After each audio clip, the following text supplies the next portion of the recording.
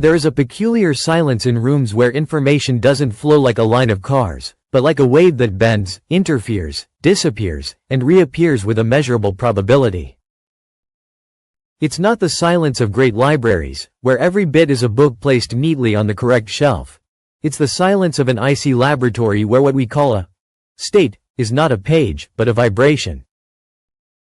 In that silence, a classical switch, 0 or 1, would be like a two-position light bulb. Here, instead, a qubit is a beam of light you can rotate with millimetric precision, until it points in any direction on an imaginary sphere. The secret lies in the phase, an angle invisible to the eye but completely visible to mathematics, capable of adding or cancelling paths as if they were crests and troughs of water. To tell this difference is to tell of two ways information can exist: stable and discrete, the first, fragile and wave-like, the second. In the classical world, the rules are clear. A bit is a voltage level, an accumulated charge, a yes or a no etched in transistors counted by the billions on a single chip. The logic is boolean, and OR, not gates chained in circuits that execute endlessly repeatable instructions. If noise appears, it's confined by margins, redundancies, and parity corrections. Time flows in clock cycles, and every cycle is a promise of determinism. In the quantum realm, however, the basic element is not a switch but a two-component vector, weighted by complex numbers. Superposition isn't 0 and 1 together, in the naive sense, but a recipe of probabilities in which the phase decides how outcomes combine. A quantum gate doesn't open or close, it rotates, reflects, intertwines. The Hadamard prepares the ground by mixing bases. Rotations along precise axes change orientation. Controlled operations create correlations so strong that two qubits can behave as an indivisible unit even when physically separated. This is entanglement, the most counterintuitive and, at the same time, the most fertile intuition. In terms of capability, the difference is already dizzying in numbers. With n classical bits, the state of the register is described by n symbols. With n qubits, the general state potentially requires 2n complex amplitudes. The machine doesn't literally try all solutions in parallel, as is often said, but encodes an exponential structure of possibilities within itself, ready to be sculpted by the algorithm. The art of quantum computation is in fact an art of interference. One designs unitary sequences to amplify the paths toward the desired answer and attenuate the others. When measurement finally occurs, the probability of reading the correct result doesn't come from chance but from the prior choreography that has shifted the mass of the informational wave where it needs to be. Measurement doesn't destroy knowledge, it crystallizes it, bringing forth a single outcome among many potential ones. Why does all this resist intuition? Because error, in the quantum realm, isn't a small disturbance to be averaged out. It's an event that changes the very nature of the state. Two timescales govern a qubit's inner clock: the relaxation time, which tells how long energy remains stored, and the coherence time, which tells how long the phase retains memory of itself. If information also is phase, losing phase means losing information. It's as if you had to deliver not just a melody's notes but its rhythm. If the cadence slips, the music breaks.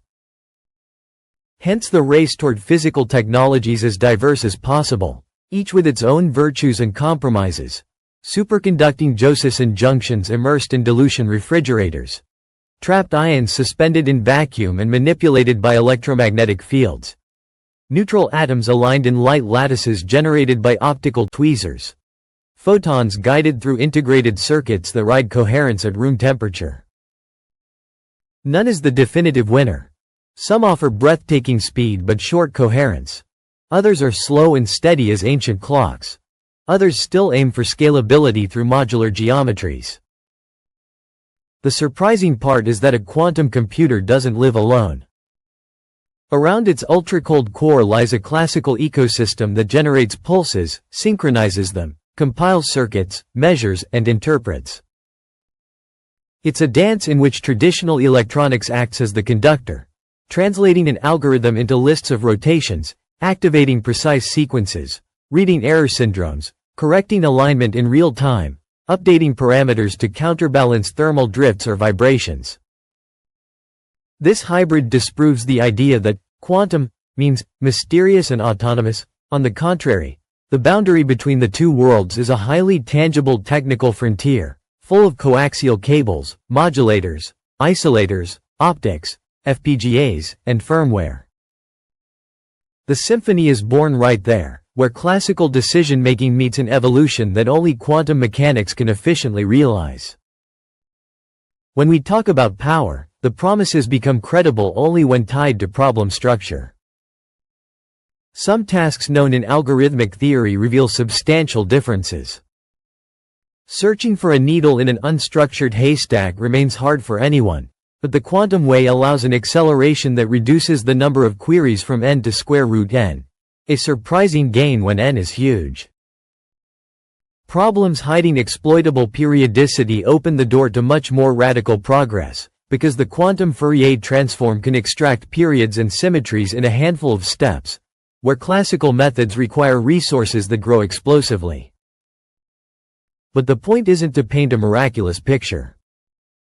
Many problems remain hard, and no magic wand turns complexity into universal simplicity.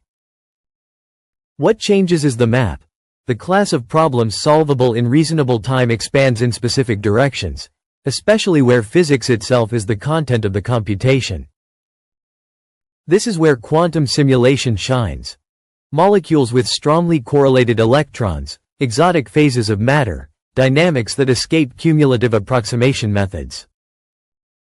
Classical computations to survive the exponential explosion of state space, cut, schematize, and compress into tensor representations.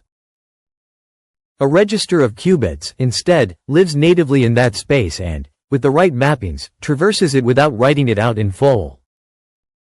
One can thus imagine estimating ground state energies, kinetics, reaction constants, and optical properties with levels of accuracy that open new paths in catalysis, photonics, materials for batteries, and pharmaceuticals.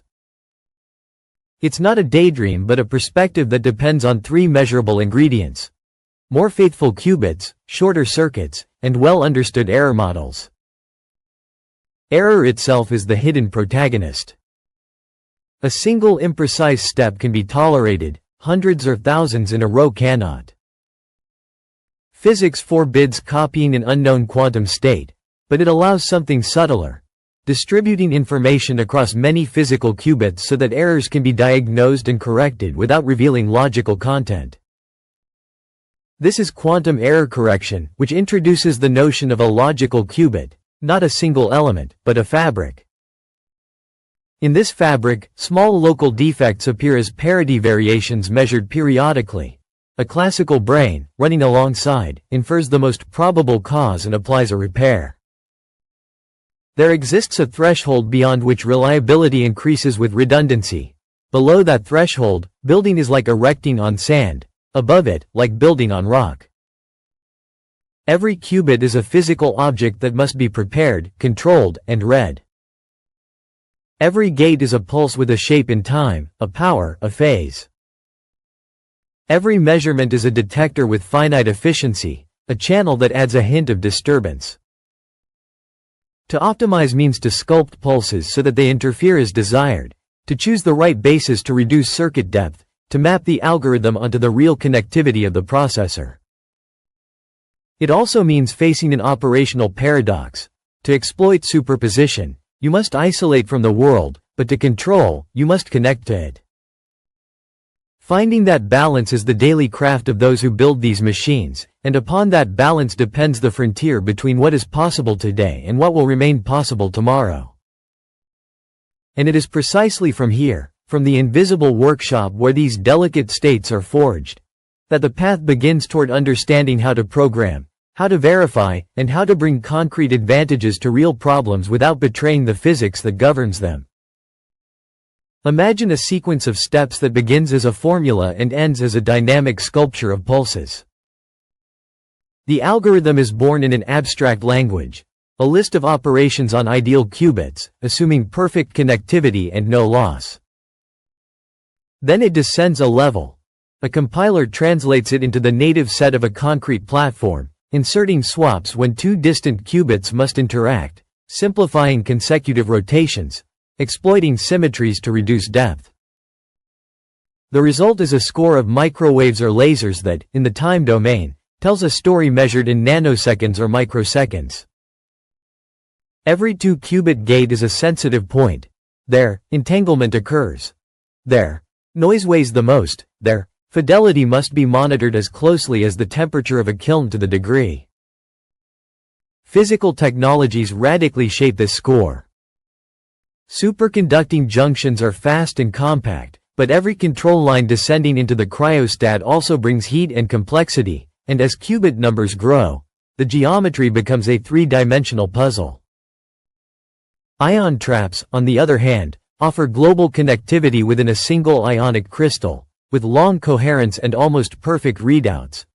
Yet operations mediated by vibrational modes are slower and require elaborate sequences to avoid crosstalk.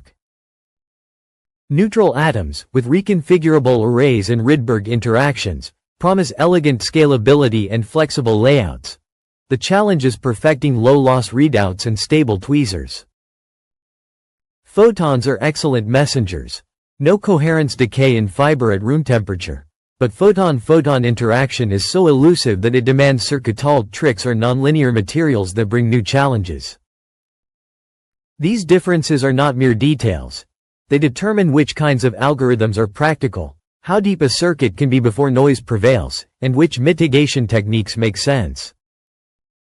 Mitigating error without fully correcting it is an intermediate art, useful when the number of qubits doesn't allow heavy codes.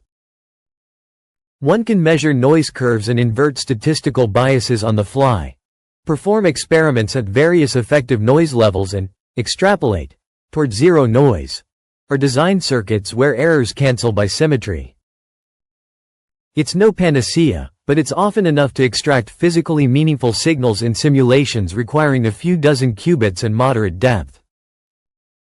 Meanwhile, work progresses on faster and faster decoders, capable of analyzing error syndromes in real time, so that full correction doesn't become a bottleneck. Here, the alliance with classical hardware is total.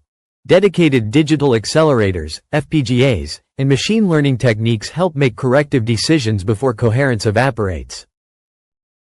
All of this must then be measured against a sober standard, comparison with the best classical methods available. In recent years, sophisticated tools such as tensor networks, quantum Monte Carlo sampling, adaptive decompositions, and specialized hardware have greatly expanded the territory of classical feasibility. It's against this moving frontier that every claim of advantage must be tested, isolating tasks in which the structure of quantum amplitudes truly makes a difference. Ab initio chemical simulation is a natural candidate. Some classes of combinatorial optimization might benefit from engineered energy landscapes in which the quantum circuit acts as a high-dimensional feature transformation. In machine learning, experiments explore quantum kernels and hybrid models where quantum systems map complex data into spaces where separation becomes easier. In every case, the criterion remains dual: faster times at equal accuracy or better accuracy at equal resources. A delicate topic is verification. If the output is a statistical pattern impossible to reconstruct classically, how do we ensure it's not just noise? Internal coherence tests exist: partial tomography, measurements in rotated bases, parity checks, and interactive protocols where a verifier limits and guides what the machine can do, making deception unlikely. In cases where a solution can be computed classically on a small scale, one proceeds by scaling, comparing parameter regions that are accessible and checking whether the trend holds as the system grows.